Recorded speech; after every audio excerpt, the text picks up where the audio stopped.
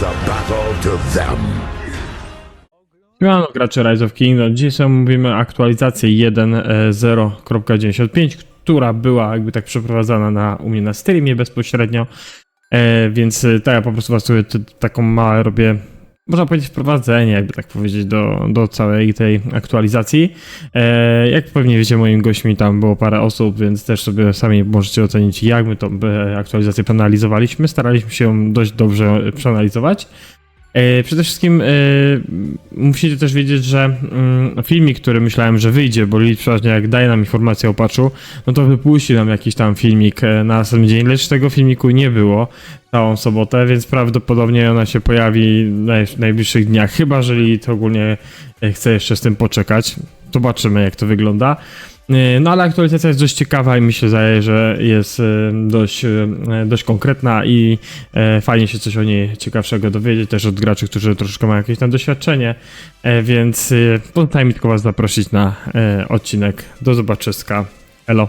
Zaczynamy aktualizacja 1.0.95, czyli wywyższenie Queen. No oczywiście standardowo będzie to 12 czerwca o 6 UTC, czyli 9 na nasz czas. 3 godzinki, serwer będą wyłączone, znając Lilith będzie 4 godziny.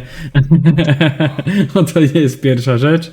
I co sądzicie ogólnie o tych pierwszych informacjach, bo pewnie macie to potwierane, chłopaki? Tak. Macie, no to tak. Jeżeli chodzi o wejść udział w serii wydarzeń wywyższenia Queen, by zdobywać mnóstwo nagród. Ogólnie tam od razu mówię, kim jest Queen. To od razu tutaj pokażę może ten filmik, bo... Bardzo dobrym zespołem. Bardzo dobry Queen. Nie mówimy o Queen, tylko Queen. Sorry, Kino się czyta, nie? Bo tutaj wypłynęło filmik taki 20-sekundowy. Chin. Tu wypłynęło właśnie a propos tego nowego... To jest pierwszy chyba cesarz Chin, tak? Dobrze pamiętam? Kurczę, nie przygotowałem się. Nie przygotowaliście się? Nie no, ja sobie wiem, że to był chyba pierwszy cesarz Chin. No i tutaj jakby tak powiedzieć wiemy, że no będzie to, jakby na to nie patrzeć, nowy łucznik. Tylko czy to będzie rally, czy to będzie jakby tak powiedzieć Co, łucznik. rzucą tak jak Artura i Ragnara. Czyli Też mi się tak zdaje, że to będzie taki ten. Tak, też mi się zdaje, że to może być dodatkowe pole. Albo tak jak Liu był wrzucany, może o to też bardziej chodzi. Zobaczymy, No, może być, no. bo zobaczymy, jak oni to wrzucą. No bo w sumie jak patrzymy tutaj w tych wszystkich wydarzeniach, tak lecimy po kolei teraz, no to on jest tam jakby za wydarzenie zdobyte za obecność logu się przez 7 dni, by odebrać nagrody. I teraz pytanie, czy ten Queen będzie do otwarcia, tak jak był Liu, na 7 dniu? No bo tak było z Liucze, nie? Tylko że Liucze był, jakby tak powiedzieć, powiązany z rocznicą. Tutaj mamy coś wypuszczane wcześniej. Teraz pytanie, czy... Ale to chyba za wcześnie jak na nowego. No właśnie, to właśnie to jest takie ciekawe, czy oni to wypuszczą w tym momencie 2 łuczników, tak jak normalnie leci ten... Bo nowi łucznicy powinni tak mniej więcej wychodzić lipiec, sierpień. Tak mniej więcej, nie? Bo ByQ... Połowa lipca, no bo ByQ wychodził w kwietniu? Dobrze pamiętam? Kwiecień, coś takiego, w kwietniu chyba to było. Więc on powinien gdzieś tak właśnie w połowie lipca wychodzić. No ale tutaj rzeczywiście może coś być innego. No ale ogólnie same nagrody, jak cesarskie skarby, czyli zbiera jadeitowe notki, no to wszystko jest związane, tak jak macie cesarskie skarby, wszystko pod niebiosami, czyli wejść w buty pierwszego cesarza i zjednocz królestwa, pieniądz rządzi wszystkim, zbierać monety i bądź świadkiem historii Wielkiego Queena, wyprawa po skarby. Wyprawa po skarby to wiecie, to gdzie zbieramy tam części mapki i wysyłamy gdzieś zwiadowcę, żeby nam odebrał złoże, skarb. To na pewno to będzie. No i w tym wszystkim na pewno się pojawi 7K event. Przypuszczam, że to jest więcej niż pewne, że 7K event się tutaj pojawi. Co o tym sądzicie? Jeżeli chodzi o to, panowie. Dawaj, Matix. Co ciężko mi w ogóle myśleć o tym aktualnie, no ale myślę, że tak może być jak z Liucze, czyli tam 7 dzień i będzie odbiór, nie? Też pytanie, czy to jest potwierdzone, że to będzie już do KVK 4, czy jednak wrzucą coś z powrotem na KVK 1.2, nie? Nie, mi się zdaje, że to będzie już sokowy dowódca. To nie będzie raczej coś związane z KVK 1.2. To jest, on jest, wiesz, za plecami ByQ, więc Kin będzie, mi się zdaje, że on tam będzie spokojnie jakimś takim dowódcą, który będzie do Opena, ale jak będzie wyglądało to w Openie? No i pytanie, czy to będzie skill damage, czy jednak mighty heal?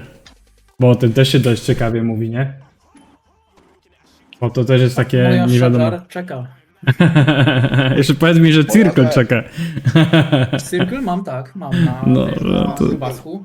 Też Ładnie mam sobie... cyrkel na grubasku.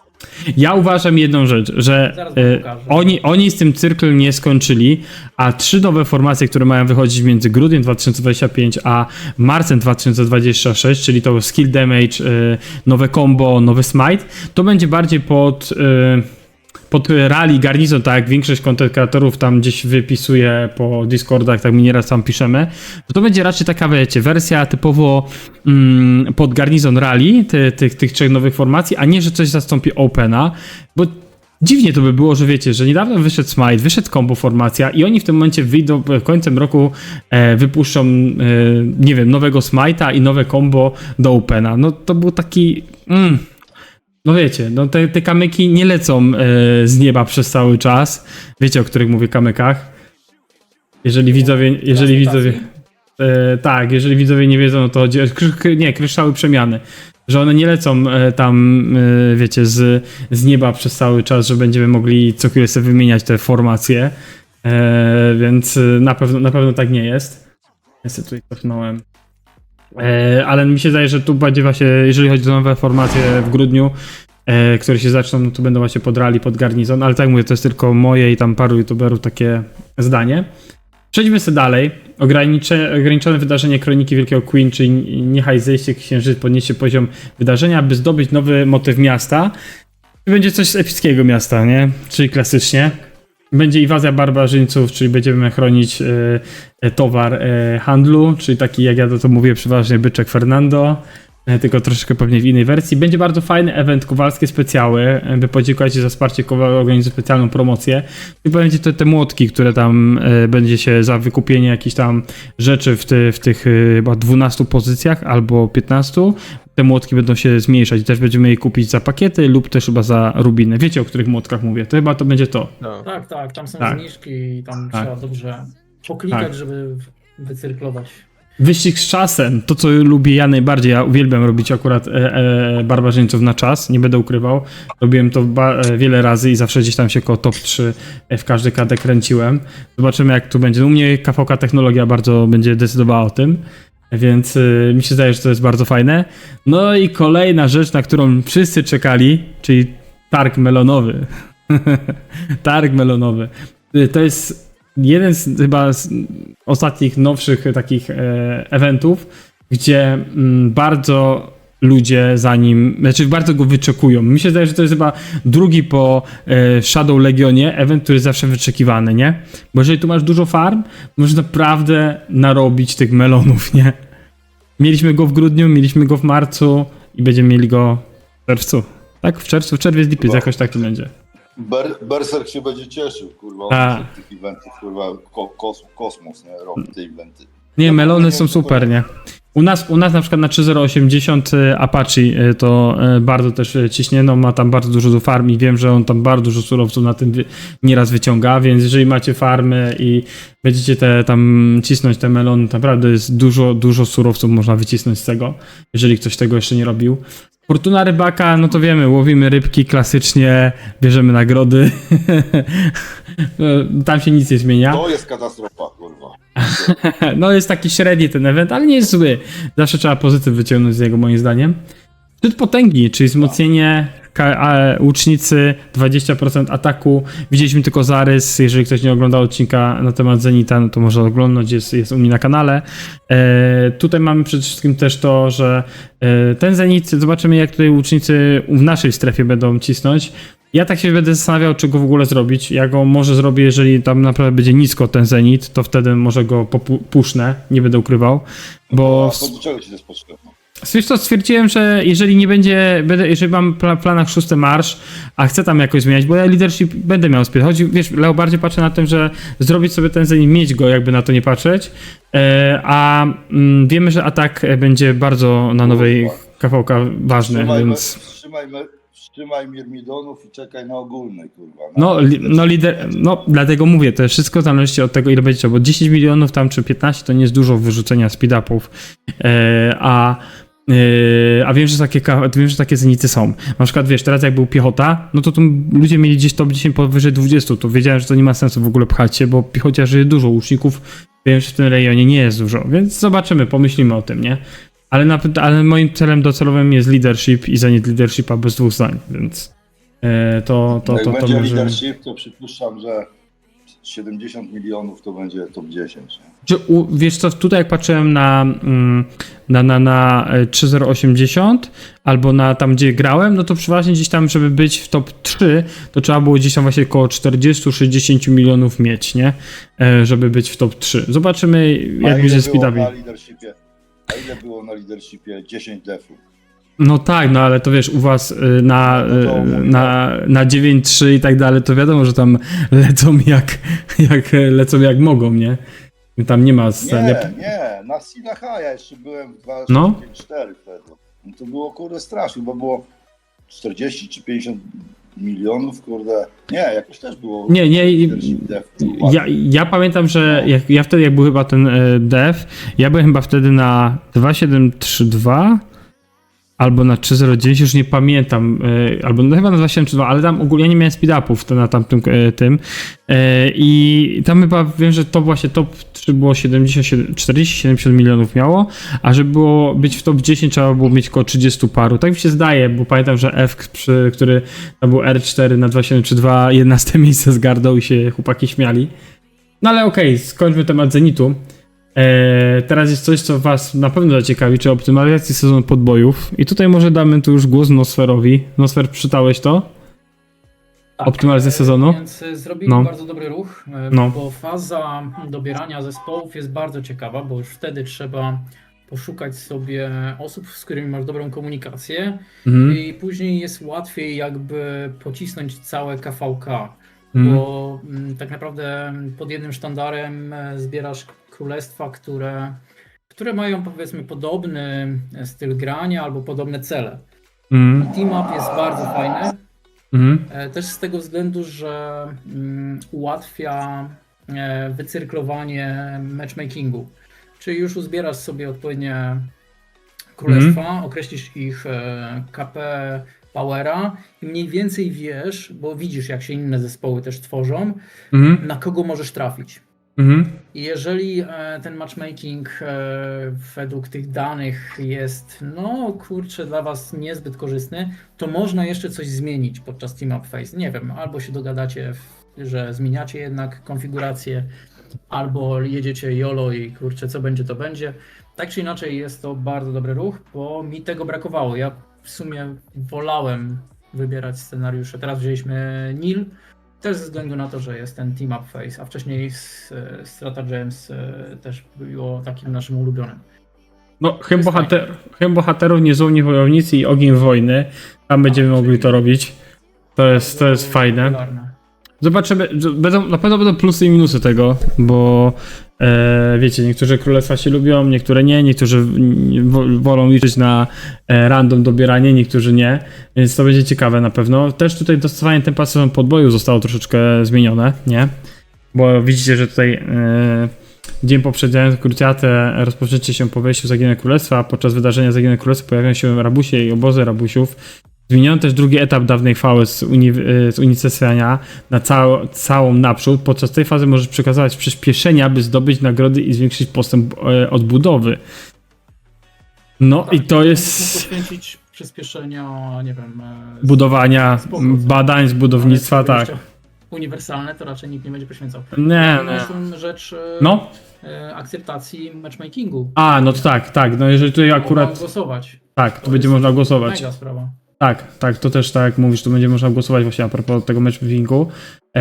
No ale też tutaj jest informacja, jeżeli wszystkie na przykład, które odrzucą starcie, zostanie ono anulowane, a państwa zostaną przeniesione do następnej rundy rejestracji opowieści, czyli wtedy, jak ja to rozumiem, że jeżeli na przykład zrobimy takie głosowanie, raz masz taką opcję, jeżeli wszyscy odrzucą, no to w tym momencie trafiasz do rejestracji już takiej, gdzie Lilith, które Lilith ci już wybiera, już tam nie będziesz mógł tego znowu zrobić, tak mi się zdaje, że to tak będzie. Dlaczego? No bo zależy, w której fazie będziesz, co nie? Jeżeli no chyba, że tak. Czwarty skip czy tamten, no to pewnie... No to tak, czyli będziesz mógł, no chyba, że będziesz próbował parę razy, no też jest taka opcja, że będziesz mógł próbować parę razy, nie? No zobaczymy jak to prowadzą. Tak, Więc no. Jedno królestwo może okazać się... No, nie, koniem. tak, i powie, że dara, chłopaki, szukajcie se dalej, nie? Tak. Oczywiście te wszystkie zmiany będą w sezonie podboju, więc KVK 1, 2 i 3, no tutaj tego nie będzie, więc nie, żebyśmy się też tutaj tak nie nastawiali na niektórych królestwach. Jeżeli chodzi o same inne poprawki, jest tu coś ciekawego, Czekaj, co... jeszcze Matix może ma jakieś... Matix, masz coś tam jeszcze, jeżeli chodzi o to? Jakieś przemyślenia? Wszystko chyba powiedzieliście na ten temat. No, cieszę się, że przynajmniej nie będzie tej losowości, że No. wiesz, rzucać na KVK i masz te losowe królestwo Mhm. w tym kampie, tylko możesz przed tym wszystkim jednak dobrać swoich kolegów, czy nawet się zarejestrować w tym samym czasie na to samo. No KVK. oczywiście, że tak, to jest duży plus, nie? To jest bez dwóch zdań Chyba, duży że- plus. No, Chyba, że Lilith zrobi ci psikusa i tak jak my jesteśmy cały czas seed C, rzuciło nas w A i B, bo jesteśmy według nich B. Ale my tam... Bo Lilith nie ma B. seedów. No sfer. Tam nie ma seedów. tak, lead ogólnie nie ma. To jest tylko graczy wymysł. Ogólnie CD, A, B, C i D to jest wymysł graczy, Okej, bo... no nie do końca, no bo jak dobierasz team, no to No. masz, jaki masz... Tak, tylko jak weszły pierwsze... Nie. Jak weszły... Nie, oni, No. oni dobierają tylko po KP najczęściej i po mocy Mhm. i tyle.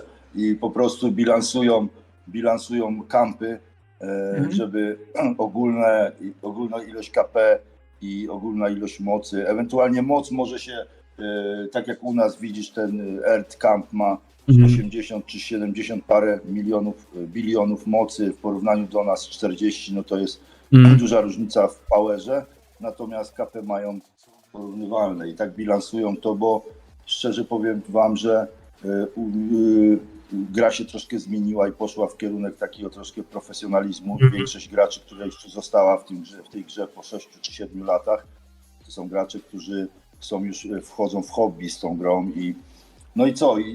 Jest ich mniej tych królestw i mniej tych jakościowych takich rzeczy, więc ciężko by było dobierać takie królestwa o podobnym, żeby wszystkie kampy były z tego samego, tak jakby powiedzieć, okresu rozwoju, tak? No tak. Bo to też o to chodzi, że po prostu jeżeli przychodzi ci grać z KD, które jest, no które ty masz, dajmy na to 1000 dni królestwa, tam jest 2500, tak? No. 400, no to tak jakby rozwój sam z siebie, nawet graczy middle spender albo low spender jest bardzo duży, tak? No. Okej, no dobra. Dobra, to przejdźmy sobie dalej. Ci przerwaliśmy. Nie. Nie pij Pepsi, kurwa, za dużo cukru, ty. Oglądaj, będziemy teraz ten... Jeszcze nic, podglądam. Nie no, słuchajcie, jeżeli chodzi ogólnie samo to KVK i to, co będzie tutaj jakby te zmiany, uważam, że to są na plus, bo dużo ciekawych rzeczy tu wprowadzają. Musimy przejść dalej, przejdźmy sobie ogólnie tych innych poprawek, no bo tu nas też czas goni ze wszystkimi rzeczami, bo trochę tego dzisiaj mamy. Jeżeli chodzi o samą tą informację, dodaj więcej szczegółów do opisu biegusi by Q. I tutaj mamy teraz tak, że wcześniej po cięższym zranieniu 400 000 jednostek oddział tego dowódcy zyskuje 5% premii do zadawanych podstawowych obrażeń. Teraz będzie po ciężkim zranieniu 400 000 jednostek wszystkie pokonane jednostki barbarzyńców liczą się jako ciężko ranne barbarzyńców. I oddział tego dowódcy zyskuje 5% premii do zadawanych podstawowych obrażeń. Jeżeli ktoś z was może to wytłumaczyć w bardzo prosty sposób, to proszę bardzo, bo mi to troszeczkę rozwaliło głowę. To co? Walką nawalasz barwy. Aha, okej, przed walką robisz sobie barwy i potem idziesz do... Dobra, to jest chyba dobry patent Pytanie, na... to tak naprawdę powinni dać jakiś counter, No, który by ci pokazywał, ile już tego nabiłeś. Przecież nie No. będziesz kurde latał z kalkulatorem i sprawdzał raporty. No, Tak. To jest. tak, znaczy oni... A to nie jest tak, No, że po prostu to jest jednorazowe 400 000. A, i mówisz w tej historii tego komandera, tak? Czy jest zapisane? Tak. no może też tak to Historii być. komandera napisane zrania na 400 000, powyżej 400 000 jednostek i mu ten skill wchodzi. No bo rzeczywiście, jak mówicie, No w sumie tak, no bo ja mam liczenie tego, 500 000 teraz na przykład na BQ, a 13 milionów barbów. Ja sobie to przetestuję, bo ja mam teraz 6 marsz do trainingu sobie tworzyłem. Jak wyjdzie ten update, to sobie zrobię BQ z Teodorą, żeby Teodora była na drugim, ogólnie do trainingu i zobaczymy w ogóle jak to działa, no bo taki miałem plan właśnie, żeby zrobić 6 marsz do trainingu, mam 5. przygotowanych barbów, więc zobaczymy, czy ogólnie tutaj mi to jakoś, czy zobaczę różnicę, ja to będę przeglądał po raportach, ale to dopiero po update'cie to sobie przejrzę. Mordo, Can trigger once per hour. No. Czyli... Wiecie, wiesz, chodzi o to samo to, Leo, że fajnie by było, gdy tak Nosfer tu mówi, żeby to było gdzieś wyświetlane, powiedzmy, w lewym górnym rogu, że osiągasz ten, żeby nie, no kto będzie liczył, no bo... Nie będzie tak. No wiem, no Tak nie to jest będzie, takie... bo 400 tysięcy zranionych jednostek, panowie, to jesteście pierwsi, kurde, w tym, w czajnach, w barbach, kurde, w KWK. No to ile to trzeba czajnować? Całe KWK trzeba czajnować, żeby się to odblokowało. To nie jest jednorazowe według mnie. Zobaczymy. Dobra, dostosowany opis kilku umiejętności dowódców by dokładnie odzwierciedlały ich rzeczywiste efekty. Okej. Oczywiście te efekty i te zmiany w tekstach nie mają wpływu na umiejętności. Dostosowane zasady dotyczące fortecy Sojuszu Zaginione Królestwie i to jest coś, co dużo ludzi na to czekało, bo tak jak ostatnio widziałem na pewnym KVK 36 rzuconych fortów w Z5 i tam klaskanie tydzień kapeków. Słyszałem, że 9.3 chce pokonać 60 GT właśnie jednym fortem w jednej zonie.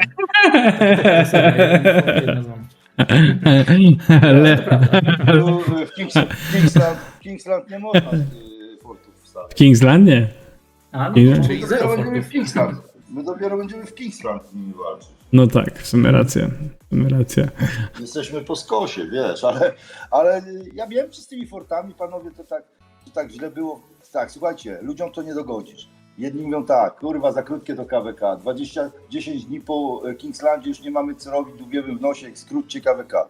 No to jak były forty, no to były dłuższe walki. To teraz z tymi fortami coś tam robią, ale znowu dają tech, gdzie walczysz długo i po prostu i starają się to jakoś zbilansować.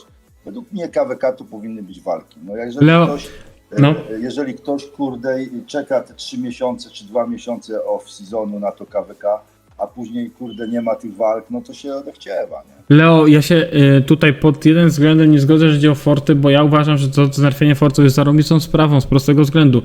W ostatnim czasie bardzo często ja to czytałem sobie na Kingdom Codex, dużo ludzi zgłaszało to, że dużo kadeków zaczyna kombinować podczas DKP. Przykładowo, dogadujecie się, mamy KVK, dogadujemy się, najlepsze DKP ze wszystkich oczywiście tam walk, wyłoni tam potem autarchę i tak dalej. Tak się dogadują kampy. I bardzo często, wiem, że tak robili Azjaci, bardzo często wygląda tak, że dane kampy próbują jak najdłużej siedzieć na przykład w Z5, przeciągać walki właśnie takimi rzucanymi fortami, potrafią się wyczaskiwać tam ze wszystkich swoich, jakby tak powiedzieć, surowców, speed-upów i potem przychodzi Kingsland i nastaje ta sytuacja, co ty mówiłeś, że jest dzień, 2 walki w Kingslandzie, gdzie na przykład jedna strona walczyła dużo więcej, druga walczyła połowę mniej, potem przychodzi Kingsland, jedna strona ma bardzo mało surowcowo i nie daje sobie troszeczkę rady z innymi kampami, ale ten sojusznik, który wszedł do Kingslandu i ma więcej, wiecie, tych surowców i przyspieszeń, ratuje swojego sojusznika, nie? I oni wygrywają KVK. I w tym momencie temat gwiazdy. Kto zdobywa gwiazdę, autarchę? No i w tym momencie, że to królestwo, które pomogło przyjacielowi w Kingslandzie, nie dostaje, jakby tak powiedzieć, autarchy, ponieważ oni walczyli mniej w Z5 niż królestwo, które przeciągało walki w Z5, bo dużo takich sytuacji ostatnio się dzieje. I nie mówię, że to widać na imperiach albo na jakichś tych, no bo to bardziej mówię o tych niższych seedach, tych KVK, o których się mniej gada, bo głównie właśnie tam wymieniało się dużo takich sytuacji, nie? Nawet taką jedną sytuację. Tak, no ale, no właśnie, ustaliłeś przed, tak, i tyle. No i właśnie to jest, jak taki temat idzie, to właśnie dużo takich różnych królestw zaczyna to wykorzystywać. Wypluwają się na tydzień, czy tam nawet 5 dni w Z5, potem przyjdzie Kingsland, no wygramy, to nie wygramy, jeżeli nam sojusznik pomoże, który jest wypoczęty i wypchniemy przez Kingslandu przeciwne 2 inne kampy, no to wtedy zdobywamy gwiazdę. Moim zdaniem to jest słabe podejście do całej gry, no bo potem właśnie Kingsland trwa dzień, max 2 i tyle.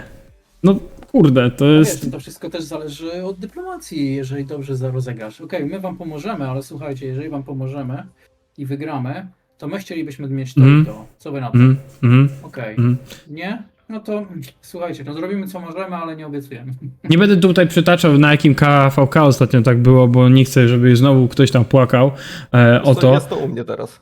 No to Matix ma, na przykład Matix teraz ma, ale wiem, że na innym KVK, innym tam mają taką sytuację i wiem, że na przykład kamp, który no pomógł drugiemu, miał duże pretensje o to i oni chcieli zdobyć gwiazdy, no ale ostatecznie doszli doszli do jakiegoś tam rozwiązania, gdzie oni ostatecznie nie dostają tej gwiazdy, tak, no kompromisu nie dostają tej gwiazdy, no ale chcąc, nie chcąc, dla mnie to jest średni temat, nie? Ja uważam, że... Coinów więcej dostają. No, oczywiście, to jest inna sprawa, nie? Ale to i tak trochę zabija całą ideologię tego, że mamy Kingsland, mamy walki i po prostu walczymy o to. Tam się pojawi Ale wiesz, ale ja się temat trochę z tym nie zgodzę. złotej i srebrnej gwiazdki. Ale to nie wiem. Ale ja się trochę z tym nie zgodzę, panowie. Ja ci wam powiem dlaczego.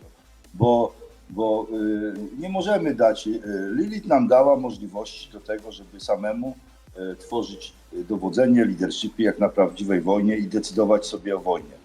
Jeżeli ktoś nie potrafi odpuścić Z5 i wygrać, kurde, później Kingsland, to nie jest to niczyja wina. Jeżeli ludzie w KD rządzą, a nie leadership, to zawsze jest patrzenie na nastroje jak nie wiem, jak na statku, żeby ci się nie zbuntowali, tak? I teraz tak, a czy chcesz wygrać KWK, czy chcesz walczyć w Z5? No bo to też jest różnica. Jeżeli wróg ci stawia 20 fortec i masz się z nimi szarpać, a nie umiesz sobie, nie masz na tyle możliwości z farmami, tylko ludzie robią bale, idą się bić przy otwarciu pas 4 i się biją na środku, kurwa nie wiadomo o co, a żadna farma nie filuje fortec i później oni się dziwią, że są spóźnieni z fortecami. Trzeba grać taktycznie. Wojna to jest taktyka, a nie tylko brutalna przypychanka w open field, tak? Open field jest potrzebne, kiedy trzeba przepchnąć, kurde, jak już masz ustabilizowane terytorium, trzeba przepchnąć, kurde, bal i rzucić Riley, spalić flagę. I tak nadbudowywać i zabierać terytorium. Natomiast początek z każdej strefy jest mocno strategiczny. To, co było w 2654, gdzie kompletnie zawalili początek zony i teraz ich kosztowało to potrójnie tyle RRS wojska, żeby tę zonę wygrać. Zupełnie głupio, bo niepotrzebnie było to wygrane i teraz zobaczymy, jak będzie w Kingslandzie. To wszystko zależy od leadershipu. My ludzie, my gracze decydujemy, jak chcemy tą wojnę dla naszych królestw przeprowadzać. No tak, no to prawda. Ale mówię, że leadershipy czasem właśnie tak kombinują, żeby kombinowują. Ja po prostu cała ideologia walki o Kingsland, o tego Ziga dla mnie w tym momencie zaczyna iść idzie w piach, bo my się staramy, chcemy powalczyć, ale jednak co z tego, że wygrywasz powiedzmy Kingsland, przejąłeś większość terenu i pomogłeś sojusznikowi, jeżeli ty w tym momencie nie zdobywasz tego najcenniejszego lauru, no bo sojusznik, który gdzieś tam czaskał się dłużej w Z5, która jest useless, dobrze wiecie o tym, że Z5 jest totalnie useless, zdobywa gwiazdę, więc no, ale też jakby nadwątla siły i zasoby wroga, tak? Więc tak, no działa to w dwie strony, nie? Zając się w tej Z5. Oczywiście to działa w dwie strony. Jak później wygląda. Ma na jeden z capmate'ów, nie? Ale jeżeli na przykład drugi, to... No właśnie. Co nie? Dokładnie. Dobra, przejdźmy dalej. Zoptymalizowano wygląd oddziałów zarządców na mapie, to wiadomo, wygląd będzie ładniejszy. Dodany nowy pakiet Alchemia Zbrojowni, który zawiera kamienie i kryształy przemiany. To jest coś, co ludzie czekali, z tego co wiem. Chcieli, żeby te pakiety się pojawiły. Często to były pytania do Lilith. Usunięto błędną etykietę limitowane i odliczanie ze specjalnych ofert dnia. Dostosowano zasadę obliczania wpływu siły pojedynczego zarządcy na siłę jego królestwa. To jest to, co już w defeedbackach było, że tam 100% twojej siły do max 150 tysięcy? Raz, dwa, trzy, 4 milionów punktów zostanie uwzględnione siły. Nie, to jest do 150 milionów punktów zostanie uwzględnione w sile tego królestwa. Tu mamy 80%, potem mamy 50%. To jest cały ogólnie taki współczynnik a propos. Myślę, że to bardziej jest pod informacja dla króli, jeżeli chodzi o przyjmowanie ludzi, tak? Dobrze to rozumiem, ale obliczenie wpływu sił pojedynczego zarządcy na siłę jego królestwa. Nie, to jest... Okay. Do matchmatchingu, tak? Do matchmatchingu to jest, tak. Jak będzie jak to będzie liczyło, nie? Ale też w sumie to jest właśnie... Nie, dobra, to jest to, co mówili, że będą zmiany a propos dobierania w KVK, że zmienią to, co było w grudniu, że będą troszeczkę zmieniać ten cały proces dobierania. Więc to z jednej strony jest fajne rozwiązanie. No bo to też w końcu może będzie w miarę to dobrze, wiesz, dobrane te kampy. No bo jak wiemy, w ostatnich 4 miesiącach różnie było z tym dobieraniem KVK, nie? Tak. Ja wiem, Tak się mi się wydaje. wydaje, że jest dużo lepiej niż było kiedyś z tym dobieraniem. Oczywiście, Prawda? wiem, że styczeń i luty bardzo dużo królestw się o to dymiło, A że jak jest wam bardzo dobierało, super. Nosfer, a jak wam dobierało i tamtemu koledze drugiemu, jak wam dobierało No, właśnie te?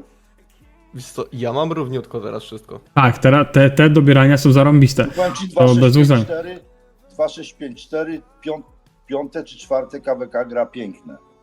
Wojny wszędzie, w każdych zonach, dobrane pięknie i kurde, no powiem wam, że ja mam wrażenie, Nie że różnie, wiesz, bo co innego papier, a co innego później rzeczywistość. No to też jest racja, to pod tym wiem, że 308 też miał inaczej. Tak samo, mieliśmy teraz takie bardzo trudne KVK, co wyglądaliśmy na papierze w miarę okej, nawet gdzieś tam sobie radziliśmy w honorze i tak dalej, w aktywności, ale zmietli nas w polu, po prostu byli tak mieli aktywny, nie wiem, czy na potach jakieś kurde, po prostu szli jak przecinaki, co nie? Nie, wiesz co, bo to jest piękne w tym wszystkim, bo my mamy pewien znak zapytania, zresztą to samo mówi ci z Kulem. Mimo wszystkich statystyk, KP i wszystkiego, gdzie widzimy to i opracowujemy przed walką, to jeszcze są takie znaki zapytania jak ile skipowało to KD i czy ostatnie KWK miało słabe i mogli sobie farmić, przygotować się z surowcami, ze speedami i nagle ci oni wchodzą po 2 słabych KWK na twojej i jest katastrofa, nie? Więc dużo jest takich. Na pewno też tutaj dostosowano próg siły Imperiów do sezonu podbojów, więc to jest kolejny tam plusik, bo wiem, że Imperia też tam potrzebowały tam jakąś taką zmianę. No i opowieści dla Sarki dodali, czyli to, co mamy w normalnych tych, jak się pojawią chyba te dymki nad głową danego dowódcy, to chyba o to chodziło, nie? No. Tak. Ogólnie sam update 1.0.95 moim zdaniem jest bardzo fajny. Dużo ciekawych rzeczy. Zobaczymy, jak to będzie kwestia z tego z tym nowym dowódcą, bo to jest najciekawsze w tym momencie chyba z tego wszystkiego. Bez dwóch zdań.